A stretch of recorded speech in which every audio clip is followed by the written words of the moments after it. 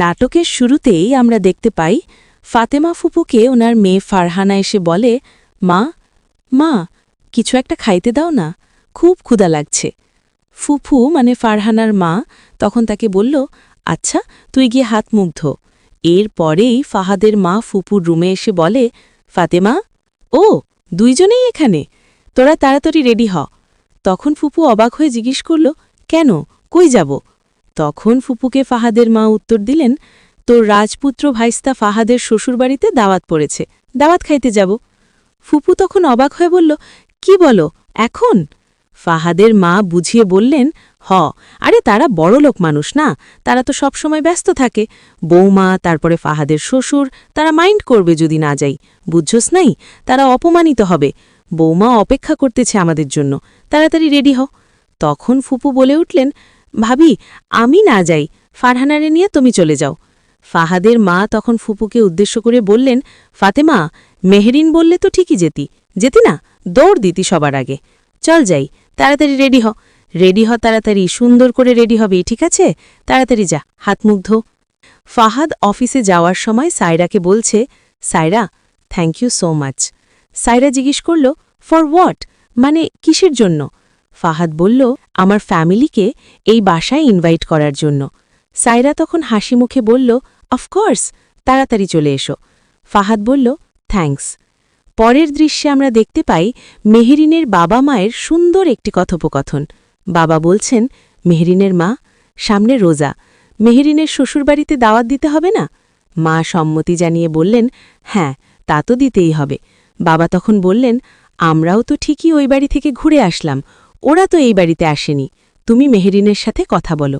আর শোনো, আমার মাথায় একটা প্ল্যান এসেছে, একটা ভালো অ্যামাউন্ট আমি মেহরিনের নামে এফডিআর করে রাখব। ওখান থেকে যা প্রফিট আসবে ও সুন্দরভাবে চলতে পারবে। কথাটি শুনে মা আবেগপ্রবণ হয়ে বললেন, আমার মেয়েটা অনেক লাকি, আপনার মতো বাবা পেয়েছে। জন্ম না দিলেও যে বাবা হওয়া যায়, আপনাকে না দেখলে জানতামই না। বাবা তখন দৃঢ়তার সাথে বললেন, কে বলেছে আমি ওর বাবা না? আমি ওর বাবা। পরের দৃশ্যে দেখা যায় একটা অফিসের নিচে বাইকে মেহরিন ও সামিরকে দেখতে পাই আমরা। সামির মেহরিনকে বলছে, বেস্ট অফ লাক, তুমি খুশি? মেহরিন বলল, অবশ্যই আমি হ্যাপি। সামির হাসি মুখে উত্তর দিল, আমার বউ ইন্টারভিউ দিতে যাচ্ছে, আমি খুশি হব না কেন? আমার বিশ্বাস ইনশাল্লাহ এই চাকরিটা হয়ে যাবে। মেহরিন বলল, আচ্ছা আসি। সামির তখন ডাক দিয়ে বলল, ও মেহরিন, এদিকে আসো। মেহরিন কাছে আসতেই সে গেয়ে উঠল, জানি না কি কারণে তোমায় এত ভালোবাসি, বুঝি না কেন তুমি আমার শূন্য মুখের হাসি। মেহরিন তখন মিষ্টি করে ধমক দিয়ে বলল, বেয়াদব। পরের দৃশ্যে দেখা যায় আবার অফিসে ফাহাদ এবং মেয়ে কলিগের সাথে কথা হচ্ছে। মেয়ে কলিগ বলছে, স্যার, ফাইলটা একটু চেক করে সাইন করে দেবেন, আমি একটু পরে এসে নিয়ে যাচ্ছি। হঠাৎ ফাহাদ মেয়ে কলিগের হাত ধরে কাছে টেনে নেয়। মেয়েটি ঘাবড়ে গিয়ে বলে, এটা অফিস। ফাহাদ নির্লিপ্তভাবে উত্তর দেয়, আমি জানি, ভয় পেও না। মেয়েটি বলে, কেউ দেখে ফেললে? তখন ফাহাদ হাত ছেড়ে দিয়ে বলে, তাই ছেড়ে দিলাম। কিছু কিছু অনুভূতি খুব প্রকটভাবে থাকলেও সেই অনুভূতিগুলোকে সবসময় কাজে লাগাতে হয় না। মেয়েটি তখন বলে, আপনি সবসময় এভাবে কথা বলেন কেন? ফাহাদ শান্তস্বরে উত্তর দেয়, because I know my limit, মানে কারণ আমি আমার সীমা জানি। মুহূর্তের আবেগে ভুল করা সহজ, কিন্তু সম্মান ধরে রাখা কঠিন। মেয়েটি খুশি হয়ে বলে, এই কথাটাই শুনতে চেয়েছিলাম, ফাইলটা সাইন করে রাখুন, আমি একটু পরে এসে নিয়ে যাচ্ছি, আপনি কিন্তু সুইট আছেন। পরের দৃশ্যে দেখা যায় ফাহাদের শ্বশুরবাড়িতে তার পরিবারের আগমন ঘটে। ফাহাদের মা দরজায় এসে বললেন, আসসালামু আলাইকুম। বাড়ির কাজের ছেলে উত্তর দিল, ওয়ালাইকুম আসসালাম, ভালো আছেন ম্যাডাম? ফাহাদের মা বলে, এই তো, কেমন আছো তুমি? কাজের ছেলে বলল, আলহামদুলিল্লাহ। ফাহাদের মা তখন জানতে চাইলেন, আমার রাজকুমারী বৌমা কোথায়? কাজের ছেলে জানালো, উনি ওপরে আছেন, আমি ডেকে দিচ্ছি। ফাহাদের মা বললেন, ও আচ্ছা। কাজের ছেলে তাদের ভেতরে নিয়ে গিয়ে বলল, আসেন ম্যাডাম, বসার ঘরে একটু বসেন। তখন ফাহাদের মা ফাতেমাকে ফিসফিস করে বললেন, কত সুন্দর বাড়ি দেখছিস, অনেক বড় বাড়ি না? মাশাল্লাহ, একদম রাজপ্রাসাদের মতো।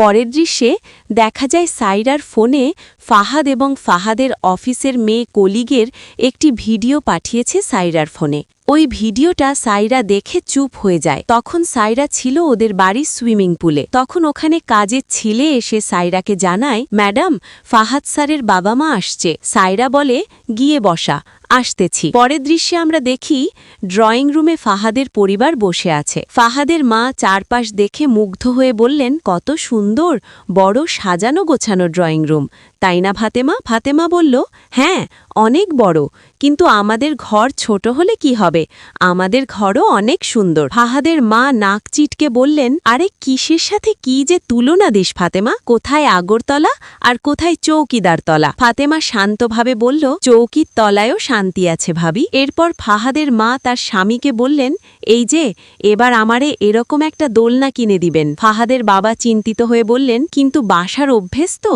পড়ে যেতে পারো। ফাহাদের মা জিদ করে বললেন, পড়ে গেলে গেলাম, কিন্তু কিনে দিবেন, পছন্দ হয়েছে।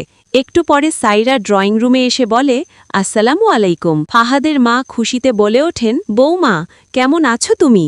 তোমাদের বাসাটা অনেক সুন্দর। সাইরা বলে, কেমন আছেন? বসেন, আমি আসছি। সাইরা চলে গেলে ফাহাদের মাকে ফুফু বলেন, বসো ভাবি, দোলনায় বসো। ফাহাদের মা ইতস্তত করে বলে, বসবো? ফাহাদের মা তখন ফাহাদের বাবাকে ফিসফিস করে বলেন, শোনেন, ওই বৌমা মনে হয় সুইমিং পুলে নামছিল তো, এই জন্যে লজ্জা পেয়ে গেছে, ড্রেস পাল্টাইতে গেছে। ফাহাদের বাবা তখন বলে, কেমন চোখ আছে আমি দেখতে পাচ্ছি, তুমি আবার সুইমিং পুলে নামতে চাইবা না তো? তখন ফাহাদের মা তোমার কথা শুনে বলে, বৌমা যদি, তাহলে নামবো। ফাহাদের বাবা হেসে বলেন। ফাহাদের মা বলেন, আমি একটু দোলনাটায় বসি? ফাহাদের বাবা বলেন, হ্যাঁ হ্যাঁ বসো, এই তোর মামিকে একটু দুলিয়ে দে। দোলনায় বসে ফাহাদের মা বলেন, না না, লাগবে না।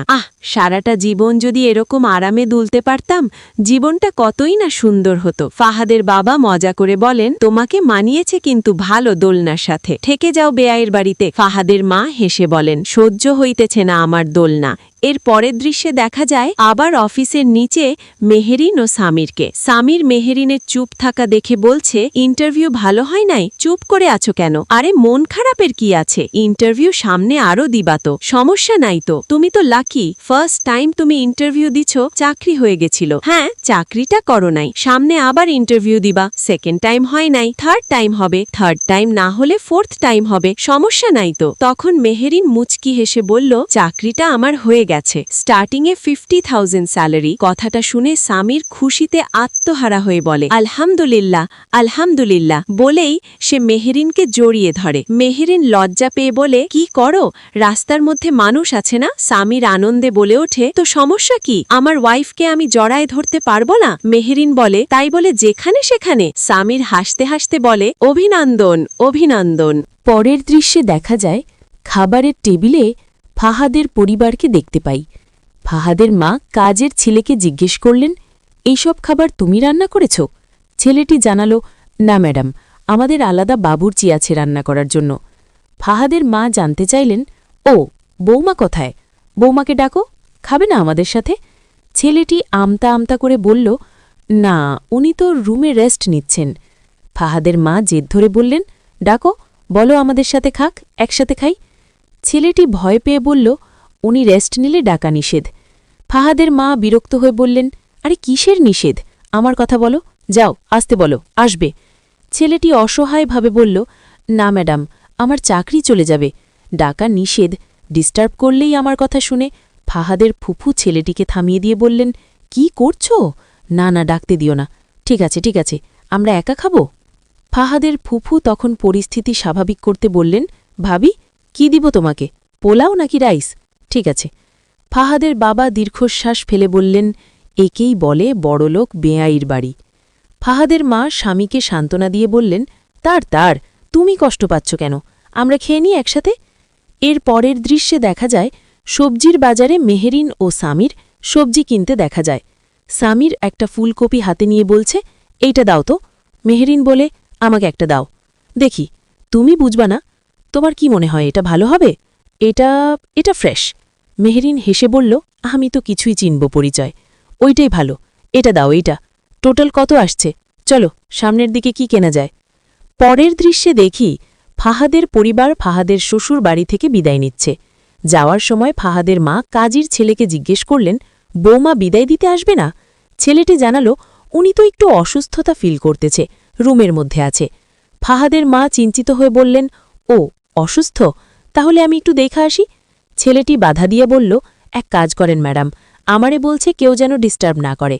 এই কথা শোনার পর একটি ফ্ল্যাশব্যাক দৃশ্য দেখা যায়। ফাহাদের মা তার আগের একটি ঘটনার কথা মনে করছেন।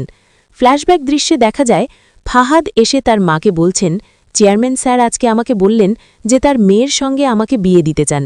ফাহাদের মা তখন খুশিতে আত্মহারা হয়ে বলছেন, আলহামদুলিল্লাহ, এটা তো অনেক বড় সুখবর। তখন ফাহাদ বলে, আস্তে আব্বা। ফাহাদের মা বলে, আস্তে বলবো কেন? আল্লাহ আমাদের দিকে মুখ ফিরে তাকাইছে। আব্বা, আমি খুব খুশি হইছি। আরও আব্বা, রাজত্ব আর রাজকন্যা একসাথে পাইবা তুমি। ফাহাদ চিন্তিত হয়ে বললেন, যাকে আমি পছন্দ করতাম ওকে কি বলবো? মা সোজা উত্তর দিলেন, ওকে না করে দিবা। ফাহাদ বললেন, না করলে কি মানবে মা? মা আত্মবিশ্বাসের সাথে বললেন, অবশ্যই মানবে, বলবা যে তোমার আব্বা আম্মা রাজি না। এরপর ফাহাদের শ্বশুর বাড়ি থেকে ফাহাদের পরিবার চলে আসে উনাদের বাড়িতে। বাড়িতে এসে দেখা যায় ফাহাদের বাবা ও মায়ের মাঝে তর্ক শুরু হয়। ফাহাদের মা রেগে গিয়ে বলেন, এত যে রাগ হইছেন, ছেলে কি আমার একার, আপনার ছেলে না? ফাহাদের বাবা ক্ষোভের সাথে বলেন, ছেলে আমাদের দুজনেরই, কিন্তু কথা শোনে তোমার। ফাহাদের মা বলেন, আরে আপনি বোকা নাকি? এরা কোটিপতি মানুষ, এদের বিজনেসের পারপাসে এদের সেকেন্ডে সেকেন্ডে মুড সুইং করে। ফাহাদের বাবা ভ্রু কুটকে বলেন, কি বললে শব্দটা, আবার বলো তো? ফাহাদের মা বললেন, মুড সুইং করে। ফাহাদের বাবা তাচ্ছিল্যের সুরে বললেন, আমি এত বছর সরকারি চাকরি করেছি, কিন্তু সুইং কথাটা শুনিনি, এখন এই শুনলাম। ফাহাদের বাবা তখন বিরক্ত হয়ে বলেন, আঞ্জুমান, এখন আমার মুড সুইং করছে, তুমি যাও। ফাহাদের মা পাল্টা জবাব দিয়ে বললেন, না, ওনারা কোটিপতি, ওনাদের মুড সুইং করতেই পারে। ফাহাদের বাবা তখন বলে, আমারই মুড সুইং করছে, তুমি এখন যাও।